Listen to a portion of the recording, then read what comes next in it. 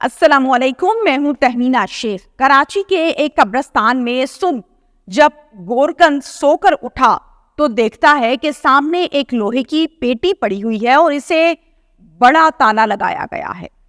اس کا ذہن ہوتا ہے کہ شاید اس پیٹی میں کوئی خزانہ ہے، شاید اس پیٹی میں کوئی ہیرے جواہرات ہیں، شاید اس پیٹی میں کوئی ڈاکیومنٹس ہیں۔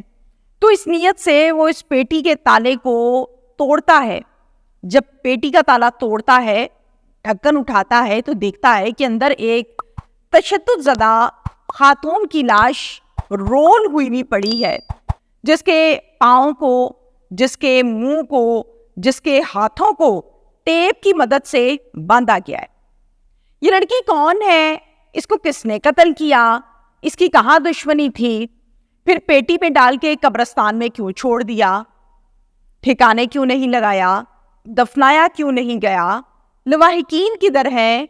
پولیس بھی سامنے آ چکی ہے۔ یہ تمام ڈیٹیلز میں آپ سے اس ویلاگ میں شیئر کرنے جا رہی ہوں۔ یہ واقعہ 2 دن پہلے یعنی 21 تاریخ کا یہ وقوعہ ہے اور یہ افسوسناک واقعہ پیش آیا ہے کراچی شہر میں۔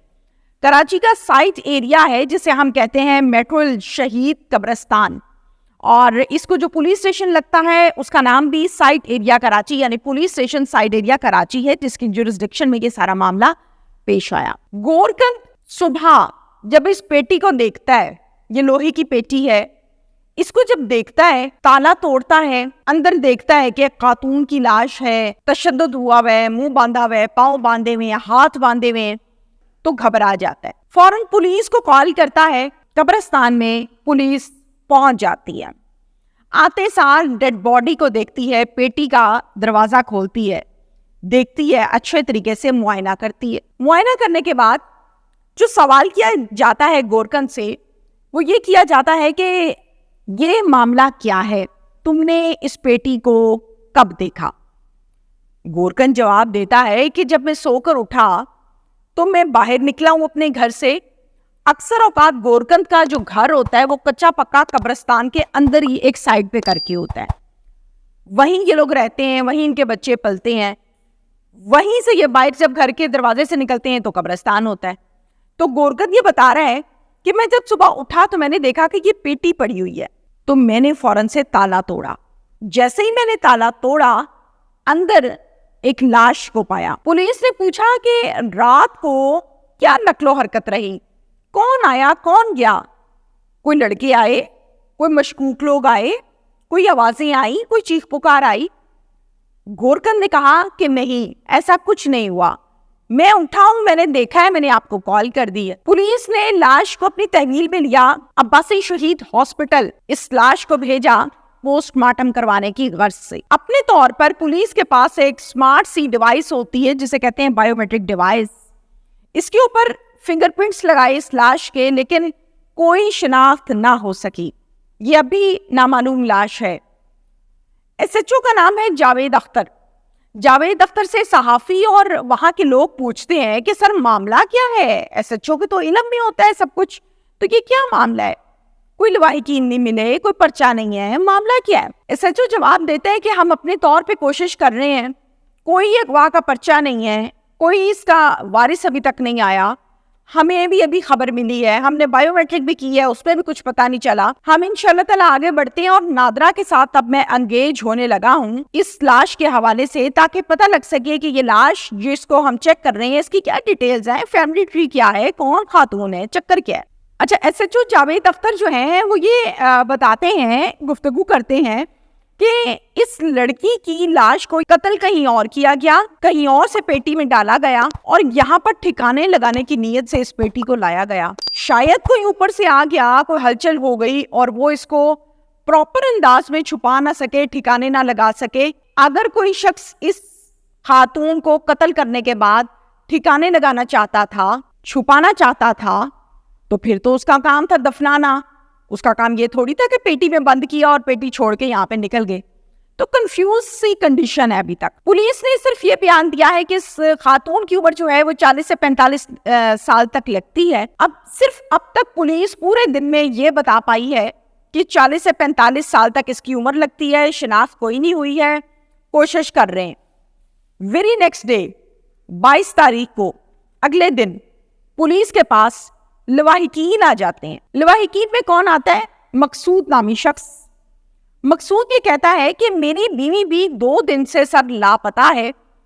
متعلقہ ہسپتال سے مجھے پتا چلا ہے کہ ایک نامعلوم لاش ہے, تو مجھے بھی دکھا دیں, میں پہچان لیتا ہوں, شاید میری بیوی کی ہو. پولیس کیا کرتی ہے؟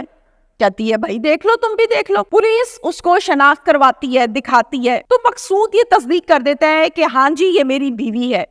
میری بیوی کا نام شازیہ ہے اور واقعی اس کی عمر 40 سے 45 سال ہے. پولیس پوچھتی ہے کہ بھائی ایسے نہیں بات ختم ہوگی, اب ذرا بایو ڈیٹا بھی بتا دو ہمیں, کیا معاملہ ہے تم لوگوں کا, کیسے مر گئی, کیا چکر ہے. پھر مقصود بتاتا ہے کہ ہماری شادی 2003 میں ہوئی تھی, یعنی آج سے 21 سال پہلے.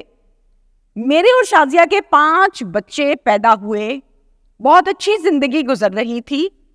میں درزیوں کا کام کرتا ہوں اور اتنا کما لیتا ہوں کہ میرے بچے, میری بیوی, میں ہم کھا کے سوتے ہیں. پولیس نے پوچھا تمہاری بیوی بھی کوئی جاب کرتی ہے؟ مقصود کہتا ہے کہ میری بیوی بھی فیکٹری میں جاب کرتی ہے. پولیس نے پوچھا تمہاری بیوی کی کہیں پر کوئی سیٹنگ, کوئی دشمنی, کوئی رنجش, کوئی معاملہ, کوئی پیسوں کا لین دین؟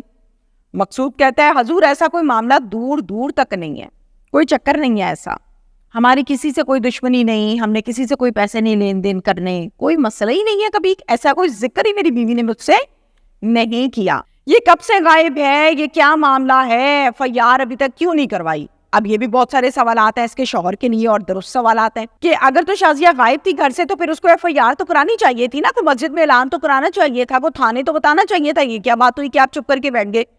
تو اس کا جواب یہ دیا مقصود نے کہ 21 کی صبح کو میری بیوی گئی کام کے اوپر, رات ہو گئی, ہم انتظار کر رہے ہیں کہ گھر آئے گی, پر رات کو وہ واپس نہیں آئی.